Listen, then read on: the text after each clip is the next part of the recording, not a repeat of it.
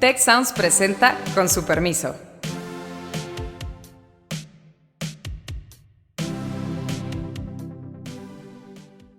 Con su permiso, soy Beata Boina y hoy vamos a hablar sobre los resultados de las elecciones en los estados de Coahuila y Estado de México.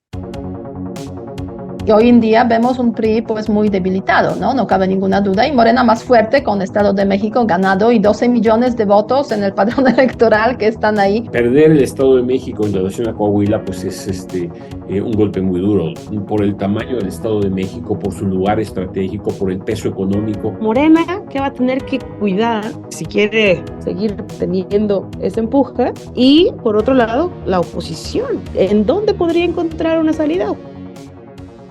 Me acompaña Arturo Sánchez, nuestro invitado especial en esta ocasión, quien fue en su momento el consejero del Instituto Electoral y hoy en día es profesor de Ciencias Políticas en Tecnológico de Monterrey.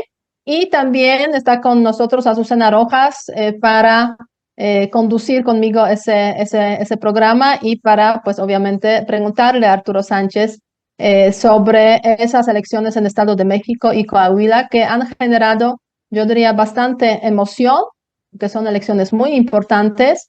Y mi primera pregunta, Arturo, hacia ti, obviamente, ¿son los resultados que tú esperaste? O sea, ganó la candidata de Moreno en Estado de México, por una parte, por otra parte, pues ganó el candidato de PRI en Coahuila. ¿Es lo que tú esperaste, lo que se vislumbraba de acuerdo con las encuestas, o quizás hay algunas sorpresas? Muchas gracias por permitirme estar aquí el día de hoy, Azucena, Beata. Bueno, el miércoles pasado yo estaba redactando mi artículo para el Heraldo y justamente escribía yo que no iba a haber sorpresas el día de ayer, y que simple y sencillamente tendríamos pues lo que las encuestas estaban anunciando. A mí me llamaba la atención la posibilidad de cambios en las diferencias de votos. Y eso sí fue interesante el día de ayer. Finalmente, Delfina gana en el Estado de México, pero con 8.3% de diferencia. Cuando había encuestas que anunciaban hasta 18 o 15, las encuestas de salida el mismo día de ayer decían que 17, 14% de diferencia. Creo que eso muestra simple y sencillamente que la última encuesta es la mejor y que la campaña fue más cerrada de lo que se esperaba.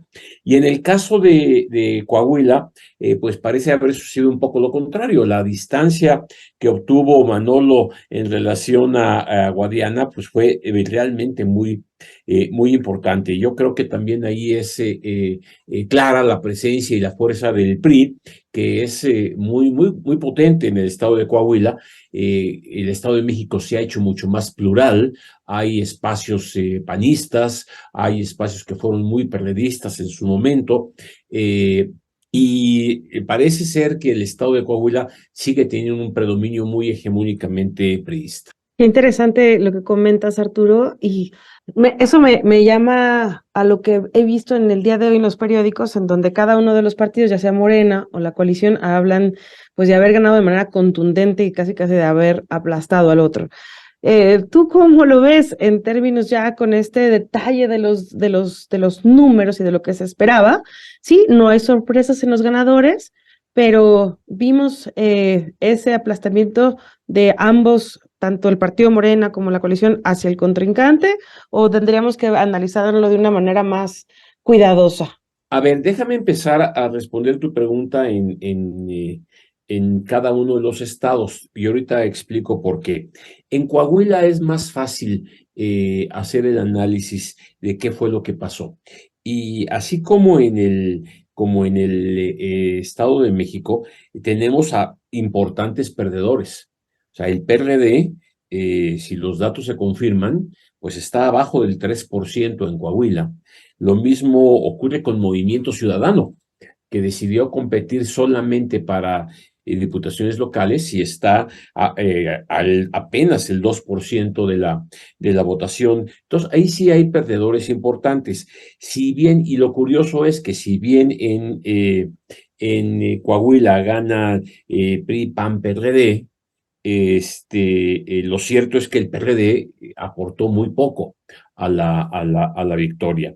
De hecho, el mismo PAN, aporta el 6.59%. Entonces, sí se trata de un triunfo fundamentalmente priista. El 43% de toda la votación se la lleva el PRI. Y es curioso, porque ahí sí, el Verde, el Partido del Trabajo, el UDC y Morena juntos tuvieron el 40.65%. O sea que si solamente hubiera competido el PRI contra todos los aliados de Morena, con todo y todo habría ganado. Entonces, sí hay, creo yo, una contundencia muy fuerte por parte del PRI en el caso de Coahuila, sobre todo en las campañas para diputados. Era una campaña pues, que podría haber sido mucho más competida, ¿no? En el caso del Estado de México, la cosa es distinta y hay algunos datos que no vamos a poder saber nunca. ¿Por qué? Porque en el Estado de México sí se vale competir en candidatura común, y la candidatura común significa que solamente se votó por un emblema que amalgamaba a todos los partidos, a Morena y sus partidos aliados. Mientras que por los demás partidos sí se podía votar individualmente. ¿Qué pasó? En el Estado de México, pues el PRI obtuvo él solito 28% de la votación. No es menor, pero está lejos de los números para alcanzar por sí solo a la coalición Morena, PT y Partido Verde. El PAN obtuvo 11%. El PRD otra vez se queda muy atrás, apenas rayando el 3%, 2.94. Vamos a ver en los números finales si les alcanza para mantener su registro local. Pero lo que no sabemos es cuáles habrían sido los votos efectivos para Morena, para el Verde y para el Partido del Trabajo, porque esos votos, que son 35% para Morena, 7.5% para el PT, 10% para el Verde, son producto de una cláusula en donde convinieron que así se iban a distribuir los votos. Dependiendo de la cantidad de votos, pues aproximadamente sería una distribución: 65% de los que obtengamos me los quedo yo, diría Morena, 20% te los quedas tú, Verde, y 15% te los quedas tú, PT. Y entonces este es el resultado aritmético, pero no sabemos bien a bien cuánta gente habría votado. Entonces, si Morena en esta combinación con el PT y con el Verde le dan el 35%, yo creo que solito habría obtenido muchos más. Y entonces la derrota sobre el PRI, que obtuvo 28, pues habría sido muy contundente. Entonces, esta contundencia sí se explica cuando uno ve ya los resultados de esta manera, y también nos deja ver otros elementos importantes. O sea, el pluralismo partidista se expresa de muy diferentes maneras en dos estados como Coahuila y el Estado de México. Porque finalmente recordemos una cosa, en el Estado de México tenemos el año que entra elecciones para diputados locales y para presidentes municipales. Pero hoy la mayoría de las presidencias municipales están en el PRI. Entonces, este primer año le va a tocar a Delfina gobernar con municipios priistas. El año que entra veremos si eso se mantiene o se modifica. Y es parte de lo que los números nos están dando hasta ahorita, ¿no? Arturo, ahora bien, en los dos estados la verdad es que hemos visto estrategias muy distintas de Morena de acercamiento al tema de las alianzas. No sé si fue intencional o no tan intencional, pero en todo caso en el Estado de México Morena se presenta, digamos, en coalición con otros partidos, mientras que la fragmentación, la fracturación en Coahuila, pues parece que le ha costado bastante a este partido en ese contexto. O sea, ¿cómo tú ves precisamente esas estrategias de Morena en los dos estados, y qué lecciones quizás podríamos sacar también a raíz de eso frente a las elecciones pues, que nos esperan 2024? A ver, yo creo que la estrategia de Morena siempre ha sido muy pragmática. En el caso del Estado de México, no es que hicieran una coalición, hicieron una candidatura común. Y eso yo creo que fue a solicitud del Verde y del Partido del Trabajo. ¿Por qué? Porque si no hubieran hecho una candidatura común, sino una coalición, habrían aparecido los tres partidos solos en la boleta. Y entonces sí sabríamos cuántos votos habría obtenido el PT y cuántos el Verde. Y no dudo que el PT y el Verde hubieran tenido una votación muy baja. Y en consecuencia, lo que al PT y al Verde les convenía es hacer lo que hicieron, una candidatura común para poder distribuir los votos como lo están haciendo el día de hoy. Y entonces es una estrategia que le permite a Morena mantener la unidad y la alianza más de largo plazo con los tres partidos. Yo creo que en el caso de Coahuila, la estrategia falló, pero no porque Morena quisiera o porque hubiera una estrategia al fin. Yo sí creo que hubo una división clara. O sea, sabemos claramente que el Partido del Trabajo tiene en la región de La Laguna un bastión importante. El Partido del Trabajo no tuvo pocos votos en relación a los demás, en Coahuila, y esto sí le da un posicionamiento que yo creo que quería cobrar de alguna manera diciendo o me tocan más porcentaje o me voy yo solo con mi candidato y a ver cómo nos va.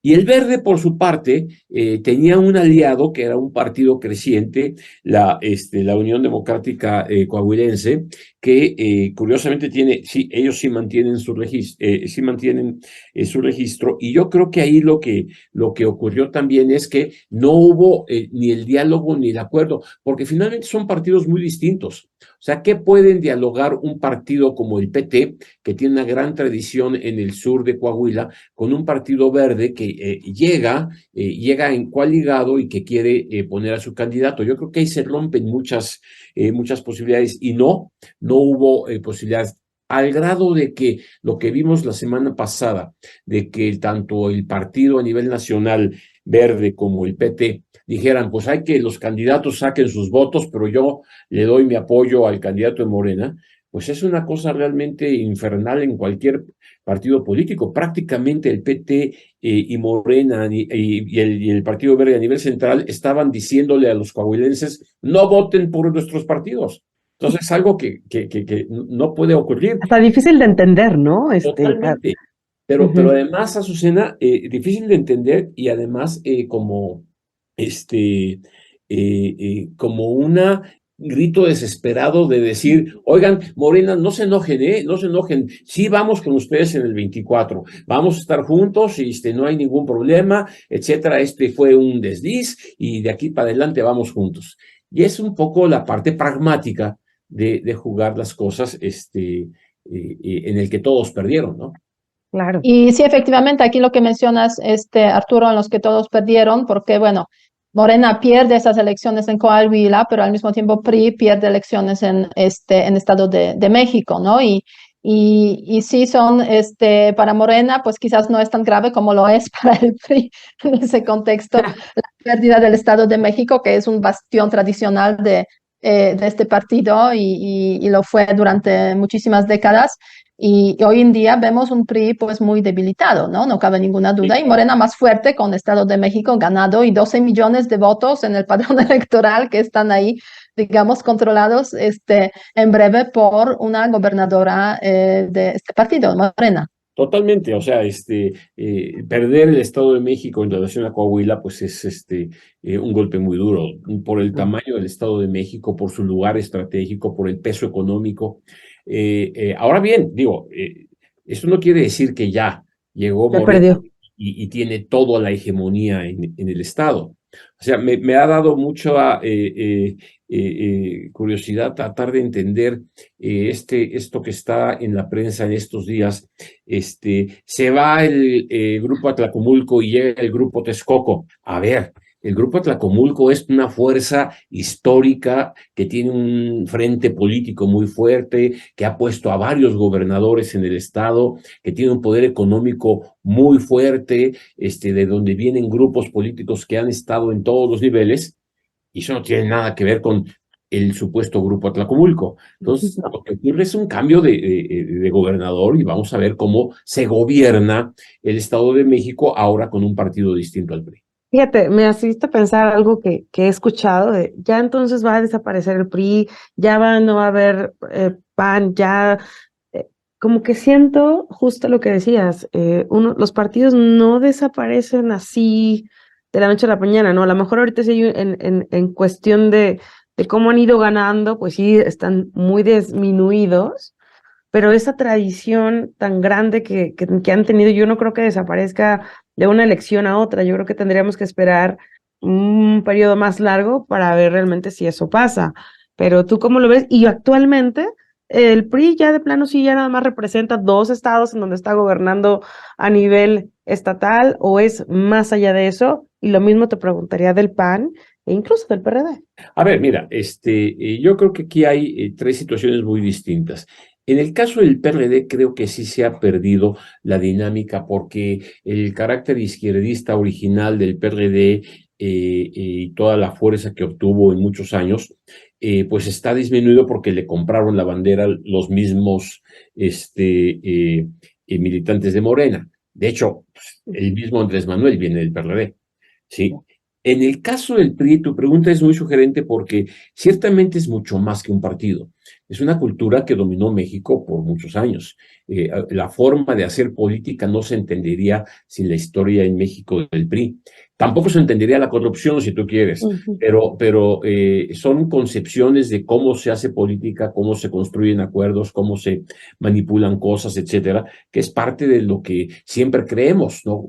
Por ejemplo, ahorita a nadie le queda la menor duda de que el presidente siguiente lo va a poner el presidente actual, porque esa fue la cultura priista que tuvimos durante todo el siglo XX. Entonces, en ese sentido, el PRI todavía le falta bastante para desaparecer. Teniendo bastiones, por pequeños que sean, como Coahuila, no lo incapacitan del todo, pero sí le mandan una señal muy fuerte. Y la señal creo que está muy clara del reto que tienen que enfrentar para el año que entra y en términos de los retos que enfrentan.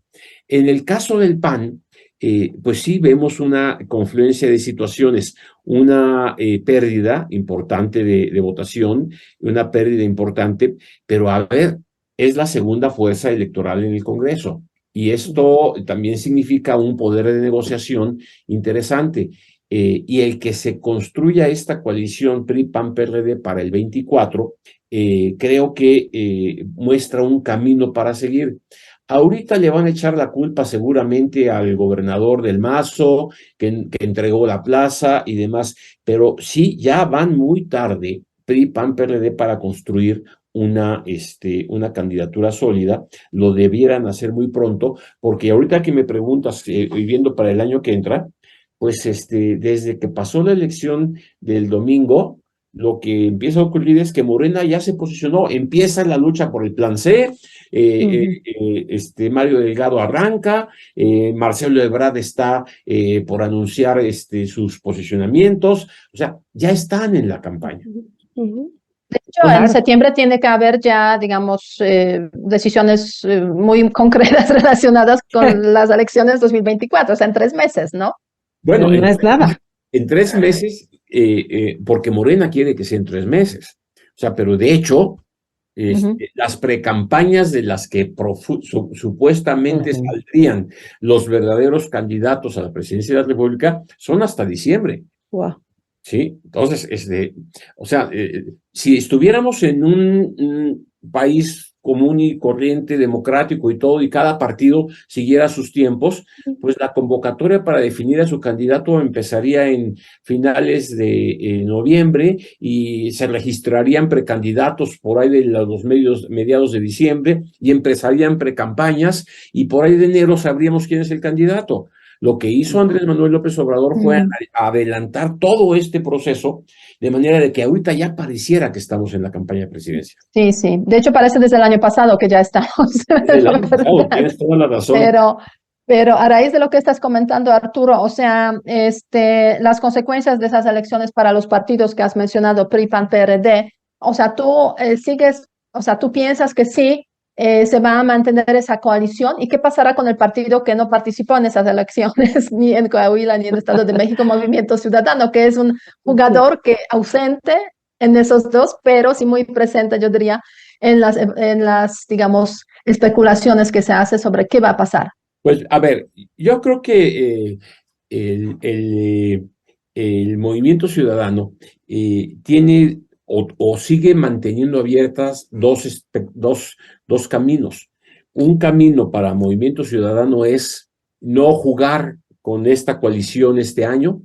Sabe que su candidato, si lo nombran, va a perder, sabe perfectamente, no tiene posibilidades de ganar, pero sí puede consolidar un crecimiento a través de sus gobernadores y otro tipo de estrategias para tener una candidatura más sólida hacia el 2030, ¿sí? O puede seguir el otro camino, puede decirles, ya ven lo que les pasó en el Estado de México, y necesitamos una coalición, déjenme participar a mí con ustedes, pero a ver, denme chance yo de si quiero influir en quién va a ser el candidato. Entonces, sí, puede ser el juego muy interesante, la verdad, porque los gobernadores que tienen, pues tienen un buen desempeño en general. Y son estados muy importantes también, son estados muy importantes, es cierto, ¿no? Entonces, bueno, pues en esas se está, o sea, creo que hay un juego muy interesante ahí, que es parte de la política, pero no se está jugando como si fueran grupos igualmente poderosos. Claro. Y no es el caso. O sea, la votación de Movimiento Ciudadano en Coahuila, pues sí muestra que no las traen todas consigo. Claro. No le pueden ofrecer nada a los demás partidos en estados como Coahuila. Sí, en fin, son situaciones que están habiendo. Yo quería hacer un comentario que a veces se nos olvida y que es una lección también muy importante de las elecciones del domingo. Yo creo que los primeros a los que hay que felicitar es al Instituto Electoral del Estado de México y al Instituto Electoral de Coahuila. Creo que hicieron un excelente trabajo. Había muchas expectativas de que sí, ante la reducción presupuestal que tuvieron, sí, ante los problemas de descrédito de las elecciones, este debate que si el plan B iba a entrar sí o no, pues hicieron un excelente trabajo en mancuerna con el INE, que le tocó hacer otra parte. A ver, el hecho de que solamente una casilla fallara en el Estado de México y ninguna casilla fallara en Coahuila, pues creo que es un dato importante y que muestra que sí va a haber intenciones de mantener las reglas actuales para la organización de la elección del año que entra. Y si esto es así, empezaremos a tener ciertas certezas para ver que las elecciones del año que entra caminen de una manera más adecuada, ¿no? Muy importante, Arturo, y qué bueno que lo mencionas, porque sí, creo que de repente ya lo damos por sentado y se nos olvidan aquellas marchas que hubo, pero creo que hay que tenerlo muy presente y creo que también es importante para, pues, hablar de la siguiente elección y de los temas que pueden ser importantes para la ciudadanía, ¿no? Las cosas que hay que cuidar y que la ciudadanía valora. Y a mí me gustaría, pasando, además de reconocer el trabajo de los dos OPLES y del INE, ¿qué lecciones nos dejan las candidatas y los candidatos? ¿Qué crees que tuvieron un juego importante en los resultados? ¿Fueron candidatos interesantes, candidatas, de hecho? ¿Nos dejan lecciones para los siguientes, los que se vienen para la presidencial? Y lo pienso en los dos lados, ¿no? Morena, que va a tener que cuidar si quiere seguir teniendo ese empuje, y por otro lado, la oposición. ¿En dónde podría encontrar una salida? Cuando se le dice que van tarde, que no han desdibujado, bueno, ¿qué podrían aprovechar de lo que pasó en la elección de ayer? A ver, hay varios elementos que están atrás de tu pregunta. Mira, El año que entra lo que vamos a tener son 9 elecciones para gobernador, ¿sí? Pero el hecho de que esas elecciones vayan empatadas con la elección presidencial hacen toda la diferencia. Claro. Yo creo que la elección presidencial no va a ser nada aburrida como fueron las campañas en el Estado de México o como que fueron los dichos, tú me hiciste, yo te hago, etcétera, etcétera, en Coahuila. Yo creo que las campañas presidenciales de suyo van a ser importantes y ahí sí la oposición tendrá que levantar la voz de una manera muy fuerte. Eso tiende a generar que las otras campañas sean importantes, pero a nivel local. La campaña presidencial va a estar permeando a todo el país, pero la elección en Guanajuato, pues va a ser muy de Guanajuato y se va a ver en Guanajuato y nada más. Entonces, van a ser campañas que puedan ser interesantes, pero que no van a permear a todo el país a nivel estatal. Menos las campañas para diputados locales y menos las campañas para presidentes municipales que vamos a tener el año que entra. Pero sí son muy importantes a nivel local. Y Claro. es ahí en donde yo creo que va a estar el juego político importante. ¿Por qué? Porque tú puedes votar por el presidente de la República, que ahí está en el Zócalo de la Ciudad de México, pero tu presidente municipal te va a importar mucho, sobre todo si no lo has pasado bien. Temas como seguridad, temas como falta de agua, temas, o sea, que se resuelven en las localidades, sí van a influir en las elecciones locales. No necesariamente en el resultado presidencial, pero sí en las elecciones locales. Entonces, lo que vamos a tener es una oposición que va a tener que hacer 3 cosas. Primero, hacer lo que sí sabe hacer muy bien Morena, trabajo de base, bajarse de la banqueta y ir a hacer el trabajo, pero en donde se tiene que hacer, para reconstruir una fuerza partidista más sólida. Segundo, sí tiene que definir qué batallas dar y cuáles no en términos de las gubernaturas. Y la batalla fundamental ya está dada, que ya está anunciada. O sea, si Morena gana la presidencia de la República y vuelve a ganar el Congreso, pues vamos a tener otro sexenio como este, donde solamente una fuerza decide las cosas. Yo creo que esa es la batalla fuerte que tiene que enfrentar a la oposición, más allá de la presidencial, en donde pues estarán los gritos y los sombrerazos todos los días, ¿no? Interesante. Básicamente la batalla por quién va a controlar pues el poder legislativo, ¿no? El legislativo. Sin duda, Beata, porque como tú sabes, a ver, a mí me han preguntado, ¿es que tú quieres otro presidente como Andrés Manuel? No, pero yo sí creo que Morena puede ganar la presidencia el año que entra. Lo que no creo que sea conveniente para nuestra democracia es que el mismo partido y la misma persona que dirige el Poder Ejecutivo decida el 100% del presupuesto sin cambiarle una coma. Claro. Sí, eso sí sería difícil, dramático. Es ahí exacto, es ahí en donde se rompen los esquemas democráticos y es la batalla grande. Por eso así la definió el presidente. Sí, así es. No vamos nada más por la presidencia, sino vamos por la mayoría calificada en el Congreso. Sí, que la perdió, digamos, en su segunda mitad de la presidencia, ¿no? Y creo que ahí la oposición fue de alguna manera exitosa, ¿no? Porque pues sí se restaron votos. No fue la contundencia que ellos esperaban, pues. Yo creo que la oposición fue interesante en el 21, pero también fue consecuencia del estilo personal del presidente.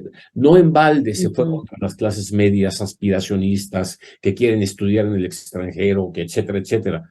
¿Por qué? Porque ese no es el pueblo directo al que se refiere Andrés Manuel López Obrador. Y ellos ciertamente es un sector que votó en contra de Andrés Manuel. Bueno, ¿qué va a pasar ahora en el 24? Pues yo creo que ahora ya no debiera ser efecto de lo que el presidente haga o diga. Debiera ser un trabajo mucho más organizado por parte de la oposición.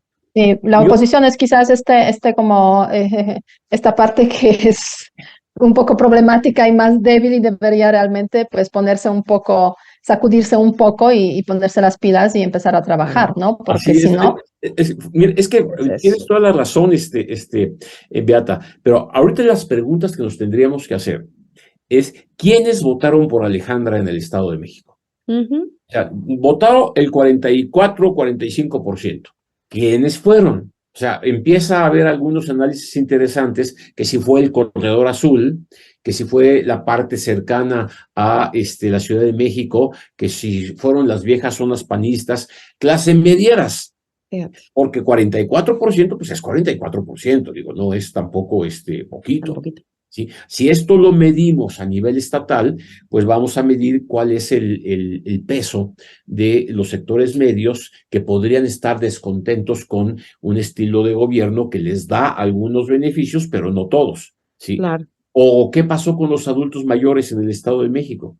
Yo ayer estuve en Toluca y todo, y sí, uno veía mucha gente mayor y en silla de ruedas yendo a votar.